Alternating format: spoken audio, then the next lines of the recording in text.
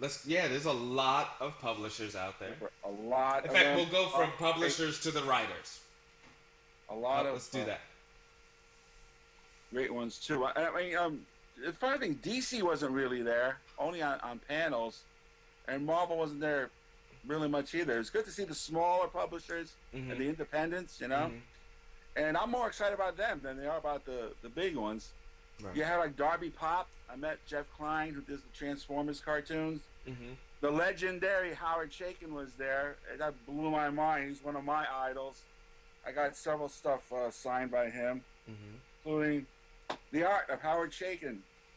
All of you out there, buy this book. The man is a legend. Great guy. He's in Berlin today. He left yesterday. Who else is there? Zenoscope. Zenoscope is there. They handle Tales from Oz. It's all comic books with the female point of view here. See that? And then Grimm Fairy Tales. And they also have Robin Hood. And Robin is a female. It's spelled R-A-B-Y-N. Ah, copyright loophole. So, no, I'm sure. I'm just messing. Guys to take off, and you'll probably see a lot of cosplayers next year, just as these characters. Right. The good people are Darby Pop, and Zenoscope said they'd love to be on our show, Michael. Cool. So and Lock It Down Productions, which I have to mention Regine Sawyer later on about that too. We got a clip. If you go to our YouTube, DMC. From Run DMC, he gave us a shout out, and he started his own comic book company, which is interesting. Charisse Renee Murphy, Order of the Seers. She has book 1, book 2, and she just released book 3.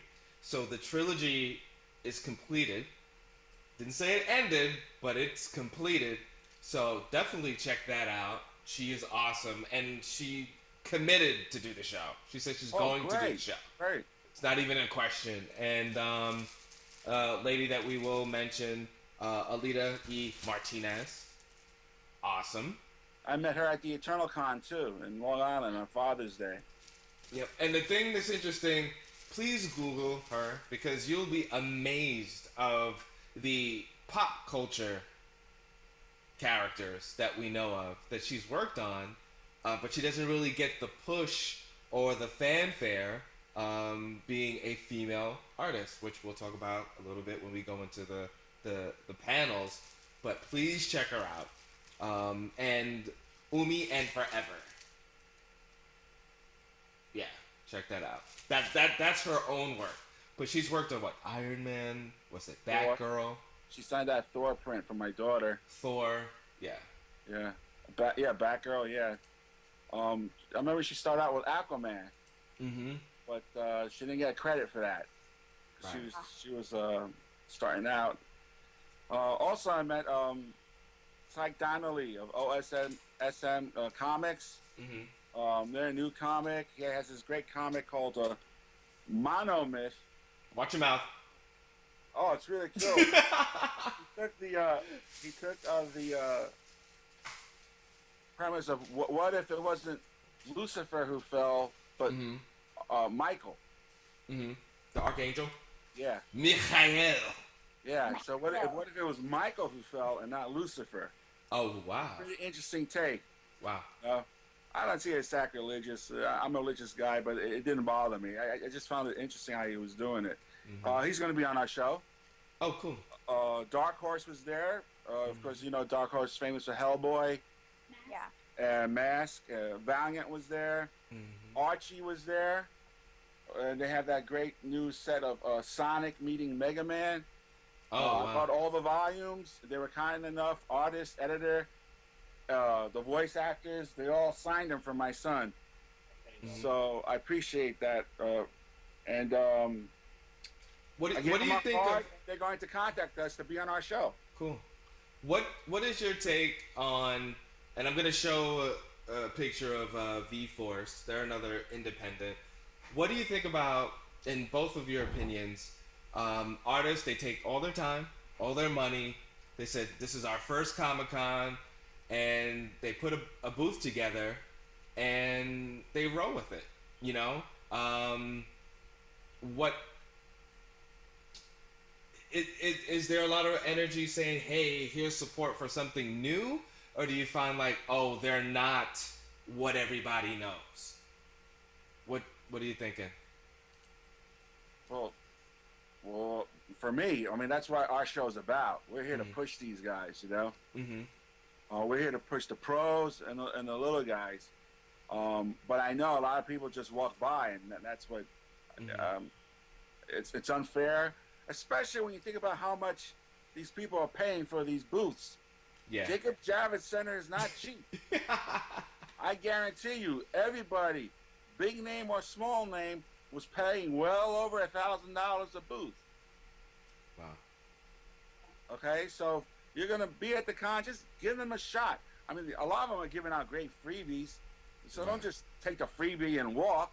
You know. And there's a good portion that can't afford the freebies too. OSSM. I mean, I would have walked by, but then I talked to him. And he's got a good premise for a comic. He was nice enough to sign them for me. Right.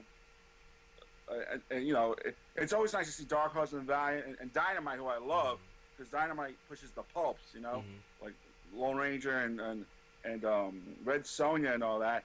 But you can't just walk by the little guy and not give them a shot, especially since now a lot of the big names. I mean, I walked by Darby Pop, and there was Howard Chaykin sitting there. You know, so the little guys also attracting the big name guys too. Right. What are you thinking, Chris? I see your eyes just a fluttering. I know, no, I mean, like, cause like I get exactly what he's saying, and it's like, you do see a lot of people that walk by, but I mean, for me, and like, I guess it might just be me because I'm a weirdo, but I go there looking for the different stuff, There's you know. weirdos like, at the cons? Shh. Yes. But I go looking for something different because like this is like the one of the few chances in the year where you can easily have access to new things. You can see right in front of you. You can hold the pages. Like you can experience what it is. You have the chance to like see new things instead of like you go to a comic book store. You're not gonna see these things. You're just gonna see That's true. whatever That's what's new, what's hit, the new stuff's going. Oh, Marvel, oh DC, like I'm tired of that. Like, give me something new, So that's why I like these conventions, and I hope that everyone is in that mindset when they go to the next convention that they do, because that's what you should be going through, man. And I'm gonna challenge people to try to go to the booths that just obviously not a lot of money backing it. Like there's this one called the Skinwalker's Apprentice. And I have it up. Clarabelle Ortega, female writer. And it was interesting because her take, and I don't want to mess it up, and she said she would love to do the show as well, but it takes place in the 80s, and it's a witch, and she has to solve a 3,000-year-old riddle. And all the characters that she meets throughout the story are based on real people that have lived in the 80s. From old news clippings and all these other stuff. So I don't know anyone that's ever done that before. So I thought that was really, really, really, really cool. So we got to support that. And quick shout out to Mass Media Studios. They put out something new every year. So they never go to Comic-Con with the same stuff. So I thought that was pretty impressive. And then, I don't know if I'm saying this right, but Helvetica? Bold? Helvetica? Am I saying that right? Helvetica, bold. Helvetica. Yeah. Okay, because you're Greek, so I'm expecting you to... What's that gonna do? Okay. Oh, so he knows how to pronounce everything. Exactly. So that was interesting. She's got this social commentary, fighting injustice, free your mind kind of thing. So that's pretty good. So please Google that, check that out. That was pretty good. And again, another self-publisher. So that was cool. In addition, I'm wearing their shirt, Made Fire. Where's mine? Where's my shirt? You guys gotta go to their site. They have these awesome digital comics where the picture in the panel is like 3D. They have sound in it. They can do professionals can use them, as well as any Joe on the street who has a comic out. Great bunch of guys. Looking forward to have them on our show so they can promote and tell us more about their product. And also to Viz Comics, a publishing company.